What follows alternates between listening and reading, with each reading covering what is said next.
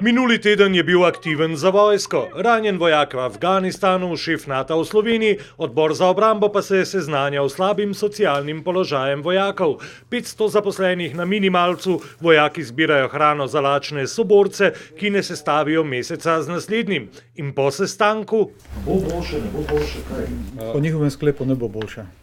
Njihov sklep je samo en in edini, da so se seznanili. In nič drugega. Kljub poslanskim oziroma opozicijskim poslancem, ne, Ti so pozvali, da naj vendar poskušajo sprejeti sklep, da se preneha z kršenjem. kot recimo, Čeprav je Evropski svet podal v svojem poročilu, da Slovenija še zmeraj ni rešila oziroma ne upošteva direktive, da se prisotnost na delovnem mestu šteje v polni delovni čas, še država zmeraj to ignorira.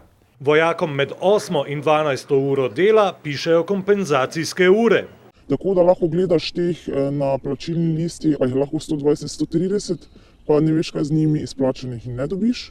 A ne gre le za kršenje predpisov in zakonodaje, gre za kršenje človekovega dostojanstva in osnovne težave. Preživetje družine, plačevanje nekih stanovanjskih visokih kreditov, zmanjševanje dohodka oziroma razmišljajo in razbijajo glav, kako sploh preživeti. Ne.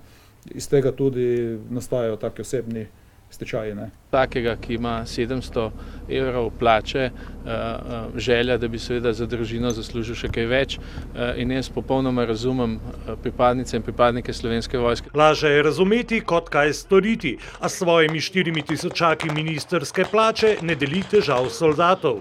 V vojski pa vmes poka. In to po šivih, ne zgolj iz cevi. Stara se generacija SP vojakov. Tam v leti 2016-2017 pa naprej prihaja zelo veliko število takih vojakov. Ne. Rešitev še ni. In ne le v vojni. Tudi v miru se lahko vojaki zanesejo le nase in na svojo solidarnost.